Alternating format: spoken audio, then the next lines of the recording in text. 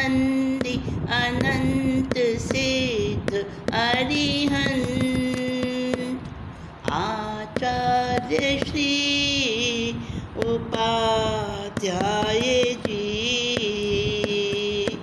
लोक विराजित साधु साध्वीगण सारे संयम सुशोभित श्री हाथों को जोड़ मान मोड़ वंदन करती हूँ मैं अहर्निशम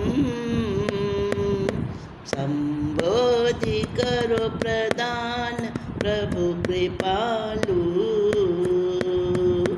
पापों को कर सकूं हनन पापों का कर सकूं शमन।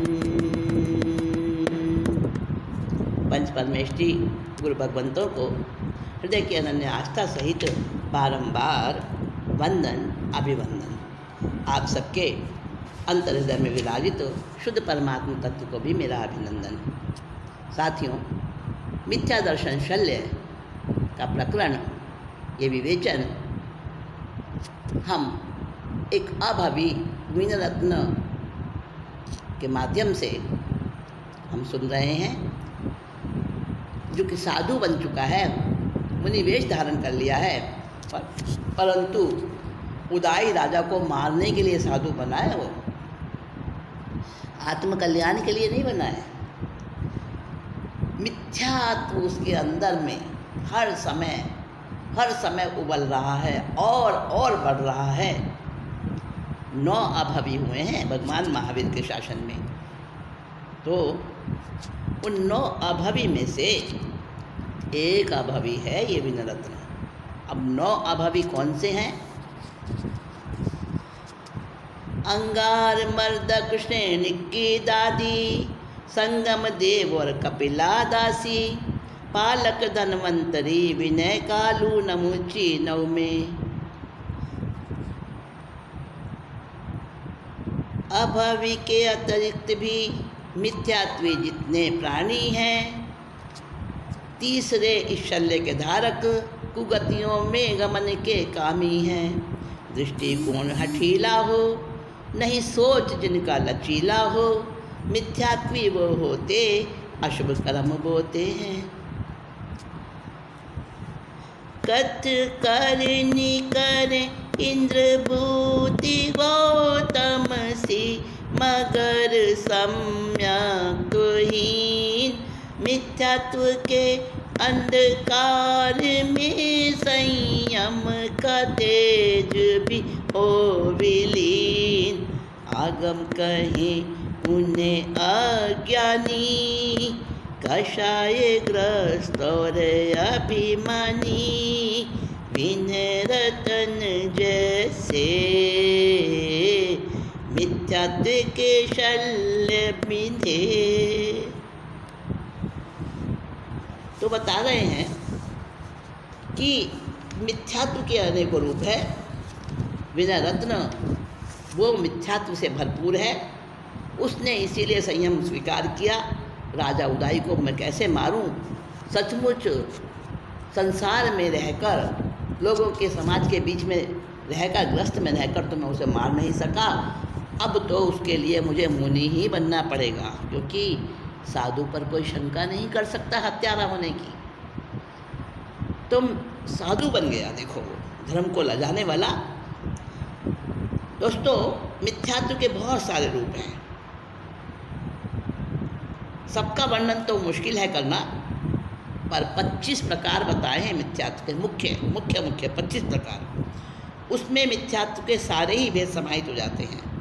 तो उन 25 प्रकार के मिथ्यात्व का नाम मैं आपको बताती हूँ, ताकि हम उन्हें जानकर अपने आप को सावधान रख सकें और दूर रख सकें उस मिथ्यात्व से।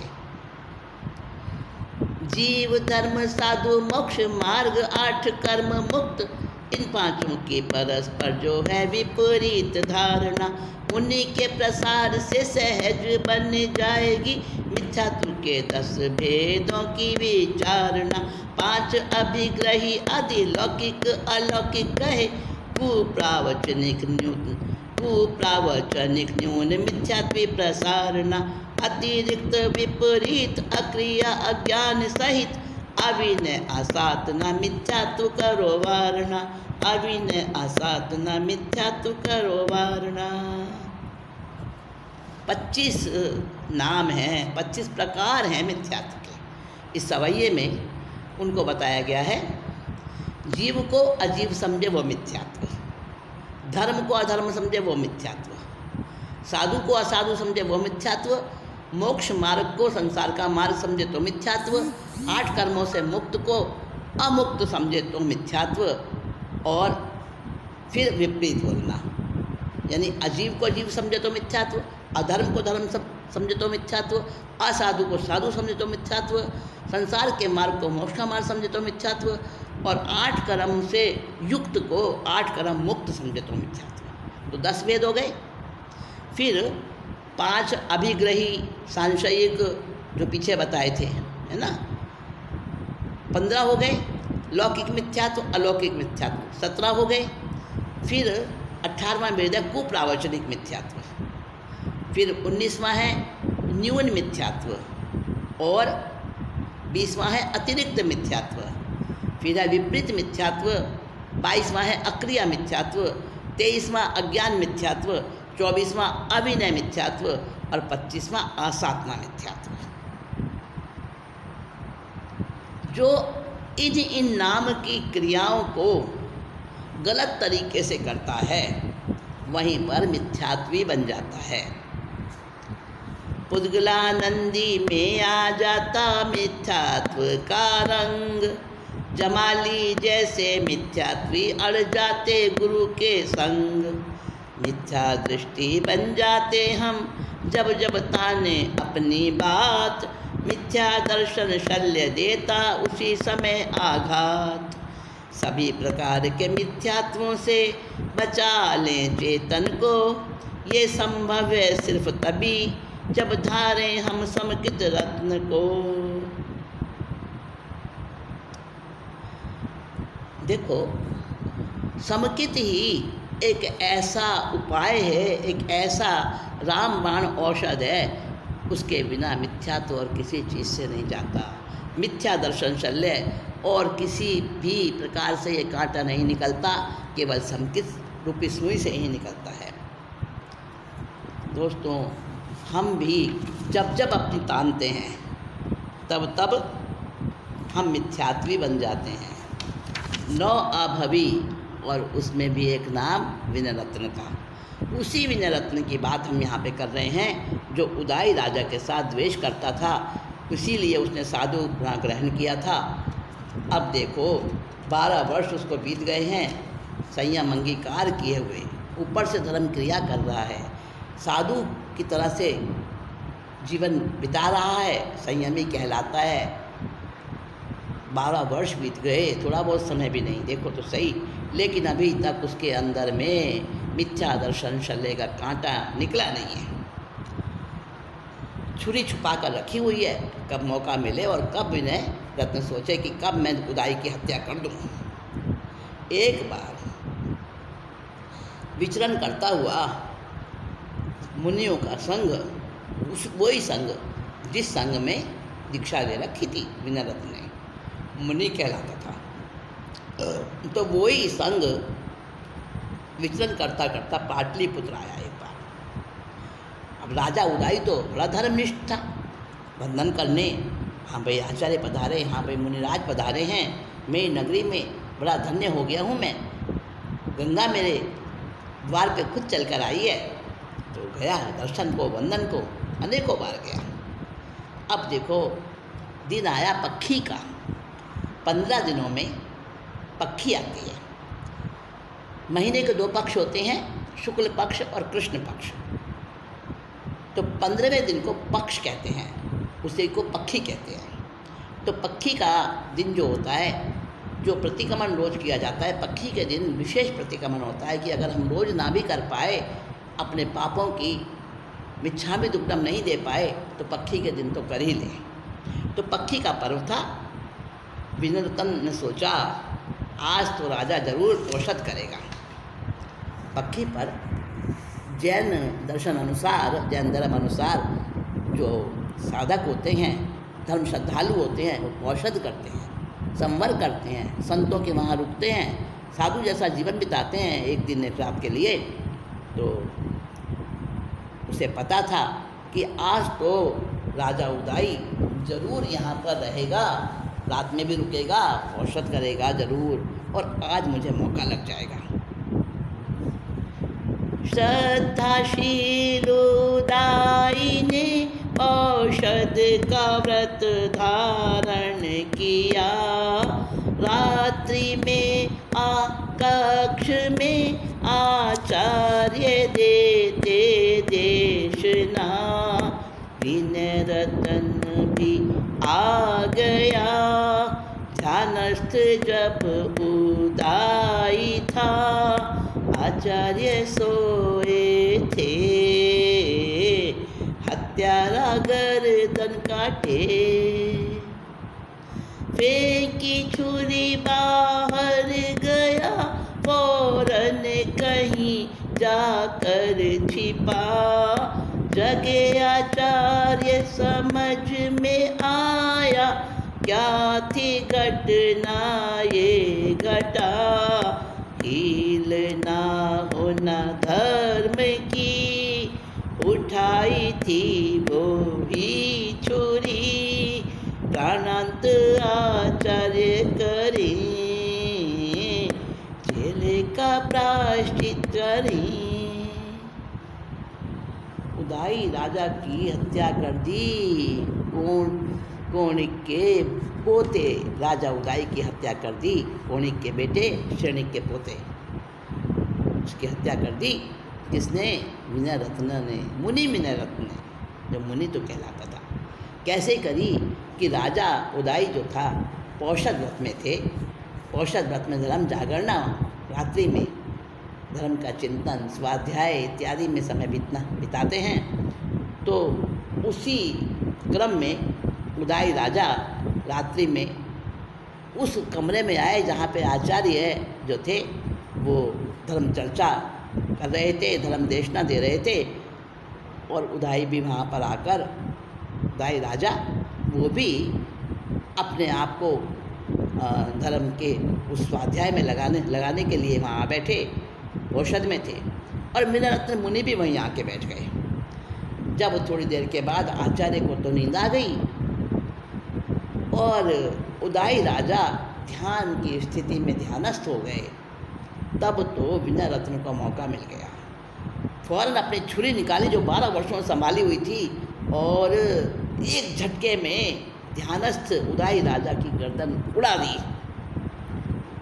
फिर छुरी को वहीं फेंक दिया, बाहर निकला और जाके कहीं छिप गया। थोड़ी देर के बाद आचार्य की नींद खुली। ओहो, ये क्या हो गया यहाँ? तुरंत समझ में आया। वो छुरी उठाई और धर्म की हीलना ना हो, मेरा शिष्य वही विनय रत्न था यहाँ अंदर, उसी ने ही किया है। अपने शिष्य की उस गलती का प्रायश्चित मैं गुरु हूँ, मुझे करना होगा। और उन्होंने उसी छुरी से अपना प्राणांत कर लिया। वीर संवत 60वां चलता था जब ये कांड हुआ, वेश परिवर्तन किया, विनय रत्न अवंती गया, धूप मणिभद्र से मिला, मैंने तो बदला ले लिया, तुम कुछ कर न सके, राजा बने हो बैठे। कैसे किया अब तक कहाँ थे, पूछा तो बतलाया था, खुश नहीं हुआ था नरेश, बल्कि फटकारा बड़ा। संयम पाला मिट्टी किया, हत्या का नीच कर्म किया। धिक्कार तेरे जन्म में, कलंक मुनि धर्म में। निकल जा मेरी राज्य सीमा से, अशुभ दर्शन तेरा। बात फैली गया जहाँ, तिरस्कार और अपमान मिला। खुदाई हत्यारा कहें, परिचय यही बस उसका दें। नाम अभवियों में कभी न मोक्ष मिले। कौणिक सुत उदाई को, भूप जग सुखदाई को। विनय रतन भट्ट ने मारा था साधुप ने। बड़ी मार्मिक ये कथा है, धर्म को लजाने वाली, परंतु जैन इतिहास में जैसा घटा है वैसा ही बताया गया है, कहीं छुपाने की कोशिश नहीं की है। तो विनय रत्न जो मुनि थे, उसने आचार्य की हत्या कर दी और बाहर जाकर छिप गया। और आचार्य जब नींद खुली उनकी, उन्होंने उस घटना को समझा और सारी परिस्थिति को जानकर उन्होंने भी अपना प्राणांत कर लिया। जब ये घटना, ये सारा कांड हो रहा था, भगवान महावीर को मोक्ष गए 60 वर्ष, यानी 60वां संवत चल रहा था, वीर संवत 60वां, 60 वर्ष हो गए थे भगवान महावीर को मोक्ष पधारे। तो उस समय की ये घटना है। देखो, तब भी धर्म की स्थिति में 60 वर्षों के अंदर भी कैसी मलिनता आ गई थी कि एक ऐसा हत्यारा जिसने धर्म की आड़ लेकर कुकर्म किया, हत्या करी, वो भी एक राजा की, धर्मनिष्ठ प्रजापालक राजा की। महामोहनी कर्म का बंध होता है इस प्रकार से, लेकिन वो तो मिथ्या दृष्टि है विनय रत्न, उसको क्या लेना, तभी तो अभावी बनाए ना। तो उसने क्या किया, ये सब करके उसका अंदर का मन बड़ा ठंडा हुआ, बड़ी तसल्ली मिली उसे। उसने अपना वेश बदला, साधु वेश तो उतार फेंका और विनय रत्न जो कहाँ पहुँचा, अवंती गया, मणिप्रभ राजा से मिला। मणिप्रभ राजा से मिलकर कहा, लो तुम तो राजा रह गए ऐसे ही, कुछ ना कर सके, मैंने तो ले लिया अपना बदला। अरे तू इतने वर्षों में आया, कहाँ था भाई, कैसे बदला लिया, बता तो सही। अब उसने सारी घटना बता दी, मैंने तो साधु वेश ले लिया और बड़े आसानी से मार डाला। अभी तक वो मिल नहीं पाया था मुझे, इसलिए 12 वर्ष लगे, लेकिन मैं खात्मा करके आ गया हूँ। अब तो राजा ने, हालांकि उसका भी दुश्मन था उदाई, पर उसको खुशी नहीं हुई मणिप्रभ को, उसको तो गुस्सा आया विनय रत्न पर। बहुत फटकार लगाई उसको और कहा, अरे धिक्कार है तुझे, तूने मुनि धर्म को लजाया, जिन धर्म में कलंक है, तू संयम पाला और हत्या का नीच कर्म किया।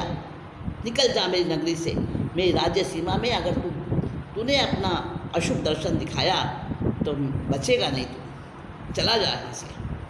अब बात छिपती थोड़ी है, धीरे धीरे बात फैल गई।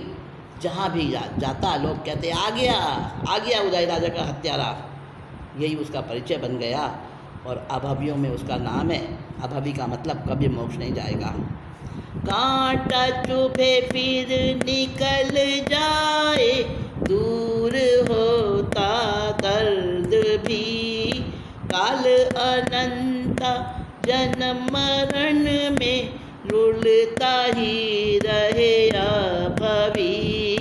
अंगार मर तक शेण की दादी, संगम देव और कपिला दासी। महावीर धन पालक धन्वंतर विनय, कालू नमो चिन्ह में। अभवी के अतिरिक्त भी मिथ्यात्वी जितने प्राणी हैं, तीसरे इस शल्य के धारक कुगतियों के कामी हैं। दृष्टिकोण हठीला हो, सोच न जिन का लचीला हो, वो मिथ्यात्वी होते, अशुभ कर्म बोते।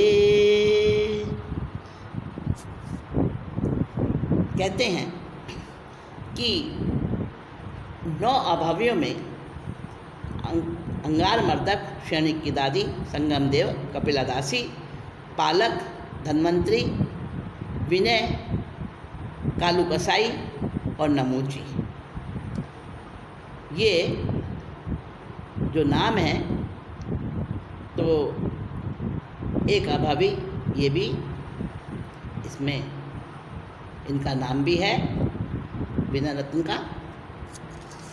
तो 9 अभावियों में विनय रत्न को यानी कभी भी मोक्ष नहीं जाएगा, जन्म मरण करेगा। दोस्तों देखो, शल्य यानी कांटा चुभ जाता है, बड़ी तकलीफ़ देता है, और जब वो कांटा निकाला जाता है तो कांटे से ही कांटा निकलता है, लेकिन निकलते समय बड़ी तकलीफ़ देता है, बहुत दर्द होता है, और कांटा निकल जाने के बाद भी काफ़ी समय तक उसकी पीड़ा रहती है, इतना ही दर्द सहन करना पड़ता है।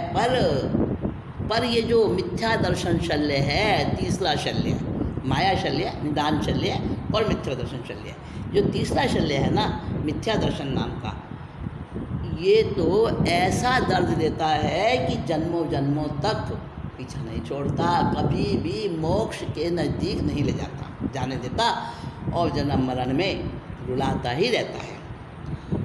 तो ऐसा अनंत अनुबंधी कषायों वाला हत्यारा जो विनय रत्न है, जिसने राजा विदाई की हत्या करी, वो रुलता रहेगा पर उसको समकित नहीं आएगी। ऐसा ही अभावी का स्वभाव होता है, जो मिथ्या दर्शन शल्य उसको कभी उभरने नहीं देता है। जिन प्ररूपित धर्म को कुछ सूत्र ओछा कहता वो, अरहत गुरु पूज्यो उपकारी जन का करे अनादर ही वो। मिथ्या दर्शन शल्य की सिर्फ कर सकते समाप्ति, संबुद्धि धर्म धोरी लेके सम्यक कटारी। कौणिक सुत उदाई को भूप जग सुखदाई को, विनय रतन भट्ट ने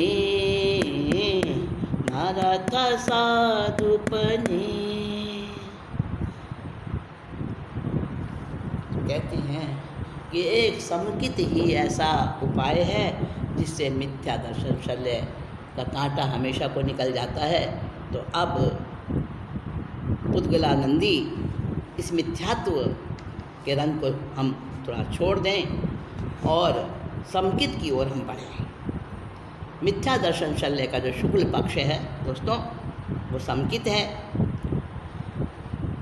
विनय रत्न सूरी का, विनय रत्न उस मुनि का वर्णन हमने सुना जिसको मिथ्या दर्शन शल्य ने डस लिया था बिच्छू बनकर, और वो कभी भी उससे मुक्त नहीं हो पाएगा, जन्म मरण में ही रुलता रहेगा, कभी मोक्ष हामी नहीं बन पाएगा, संसार के दुखों में ही पड़ा रहेगा।